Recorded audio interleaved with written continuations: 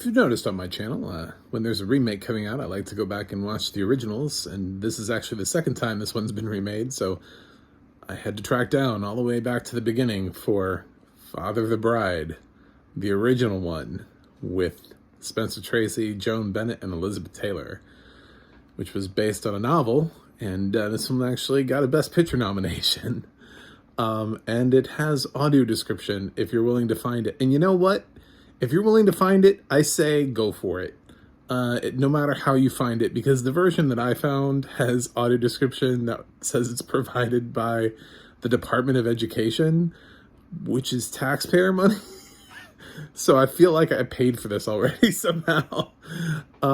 Somewhere along the way, we paid for this with taxpayer dollars. It's the first time I've ever encountered narration done by the Department of Education. It's not done by the Department of Education, but it's provided by, instead of it being the studio. This one is funded by the government, the taxpayers paid for this. So enjoy it however you can get it.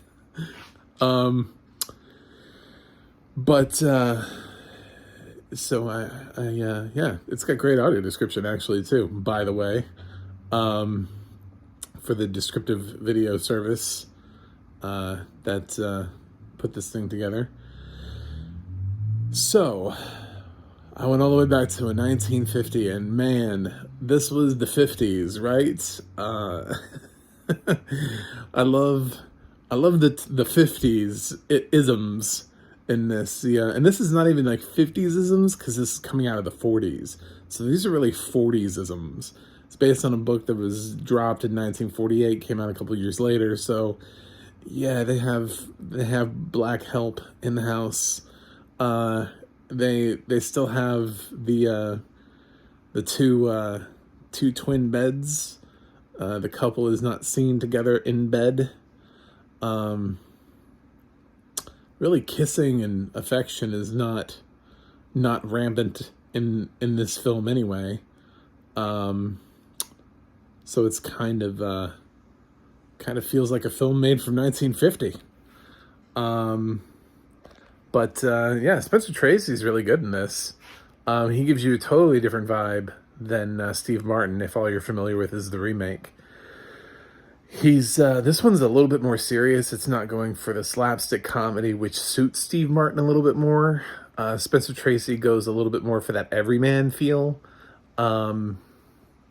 He definitely feels like somebody's father that would actually do this. And Joan Bennett feels straight out of a 50s like TV show mom type character. She's not really, there's nothing current about her at all. She just feels like she could have stumbled out of Leave It to Beaver. It's just it's wow, it was a time capsule. I'm so glad it had audio description too, because the audio description does such a great job with actually telling us what these people look like.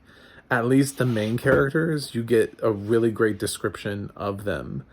And it tries as much as possible to always give you as much description about what things look like whenever it can. And this is not, surprisingly so, it's not that heavy of a dialogue film. There are plenty of times where you just sort of sit in a moment. Even though the film has dialogue and it has Spencer Tracy narrating, it actually has a lot of time where there's just sound or background noise, like a party, but nobody's talking in a way that we're supposed to hear a specific conversation. A lot of chances for the audio description to slide in, and it does quite well. So I was pleasantly surprised by this audio description for an old movie that I was able to randomly find, thankfully, so that I could get this done for anybody who's interested in multiple versions of Father of the Bride. This is the original one. This is the one that started it all, and then they did the sequel, Father's Old Dividend, which spun off into a TV show. Then they waited a ton of years and then did the Steve Martin version, and now We have Andy Garcia. So, yep. They say that there's nothing new in Hollywood. um, so I wonder if Andy Garcia is going to get a part 2 also. Since Spencer and Steve both have gotten the sequel, I wonder if Andy's also going to get a sequel. But I like this. It's I was surprised to see that it was a Best Picture nominee. It kind of said a lot about the 1950s for me that this was a Best Picture nominee, because it kind of just feels like the kind of film that you would release as a crowd pleaser. It doesn't really have the substance of at least what we consider to be Oscar bait nowadays. But even back then, they had grand pictures. They still had these big epics that were being released, these war films. They had dramas. Unfortunately, Hitchcock can never find a proper amount of love from the Academy, but somehow this did. Somehow Father of the Bride got a Best Picture nomination. Cool. It's fine. I still prefer... I'm going to rewatch the Steve Martin version, but I already know in my head I'm going to prefer it.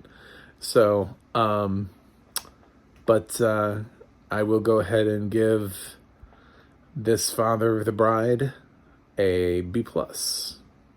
I don't really have a problem with it. I just think that there are films from back in the time period that have held up better, that are unremakeable. You know what I'm saying? Like, we can't touch Citizen Kane. Nobody wants to. Nobody has ever thought, hey, you know what? I'm going to remake Citizen Kane. And even Gus Van Sant, when he remade Psycho, he just shot for shot remade the exact same script by Alfred Hitchcock. He did it as like an experiment. He knew not to mess with it. You know, there are just certain films that are untouchable. And Father of the Bride is not classic enough to be considered untouchable. So I'm going with a B+.